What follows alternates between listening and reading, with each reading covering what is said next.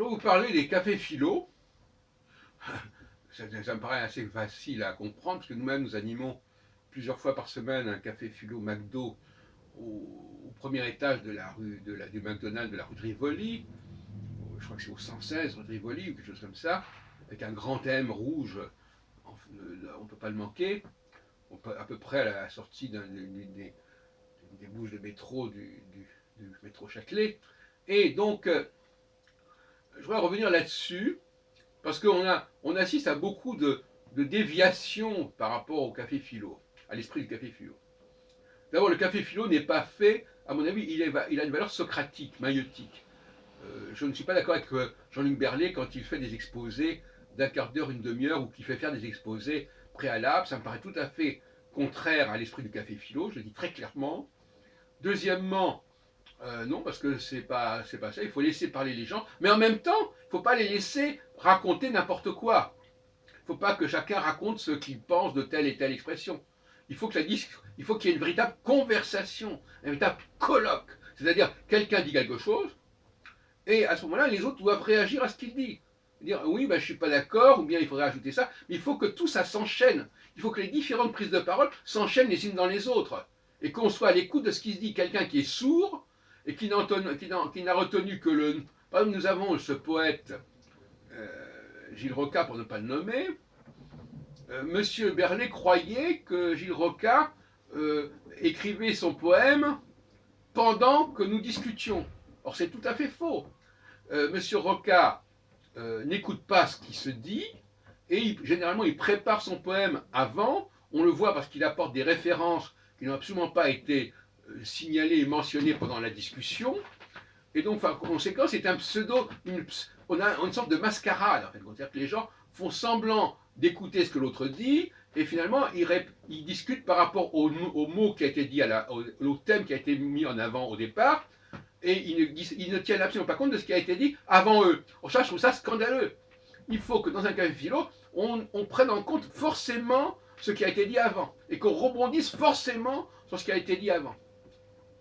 Et petit à petit, eh bien, comme on dit, on fait avancer le schmilblick, voilà, on discute, on avance, on réfléchit, l'animateur met en avant, met en évidence éventuellement un certain nombre de problèmes qui font l'objet d'une polémique, d'une discussion. Il relance, il restructure, il recadre la discussion éventuellement pour que ça puisse, il résume où on en est à ce moment-là, quelle est la situation à un moment donné, et à ce moment-là, on redémarre. Il peut effectivement intervenir à plusieurs reprises pour recadrer, pour dire voilà, maintenant, voilà les questions qui sont où on en est dans le débat.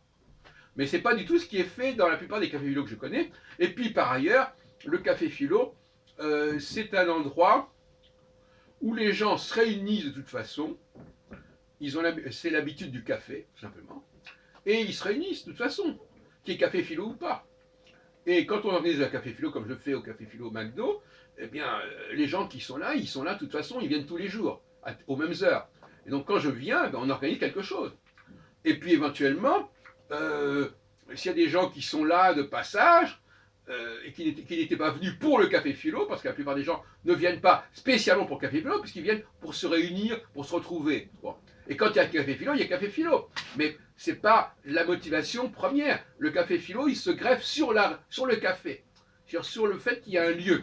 Il y a un lieu de réunion qui existe, mais qui n'est pas déterminé par le café philo. Le café philo se branche, s'articule sur le café, et pas l'inverse. Le café ne dépend pas, le lieu ne dépend pas du café philo. C'est le café philo qui s'articule sur le café, sur les habitués, sur certains habitués qui ont pris l'habitude, effectivement, quand on organise 2 ou 3 fois par semaine des discussions, ils savent que ça se passe comme ça. Et en plus, alors ça c'est un autre plus, et en plus ils savent que c'est filmé.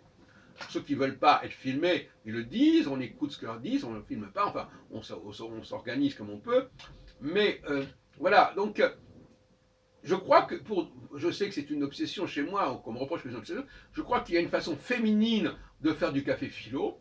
C'est-à-dire, voilà, on fait un exposé, il y a un objet, chacun raconte son vécu, ce qu'il ressent, l'un après l'autre, etc. Bon, ça c'est du café philo féminin, et je ne veux pas en entendre parler. Bon, et puis il y a le café philo masculin, qui est beaucoup plus dynamique, où on discute les uns par rapport aux autres, on rebondit sur ce que les uns ont dit, etc. On n'est pas dans son petit créneau comme ça, avec des œillères.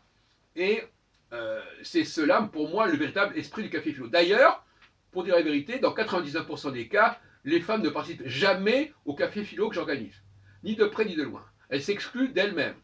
En revanche, chez d'autres organisateurs, il y a beaucoup de femmes qui sont là, qui sont d'abord au spectacle parce qu'elles écoutent d'abord l'exposé préliminaire. Ensuite, elles ne parlent pas forcément. Et puis quand elles parlent, souvent elles disent des choses qui sont liées au thème initial et elles ne montrent pas réellement une écoute de ce qui a été dit avant et elles n'interpellent pas véritablement les gens qui ont parlé avant. Voilà ce que j'avais à dire.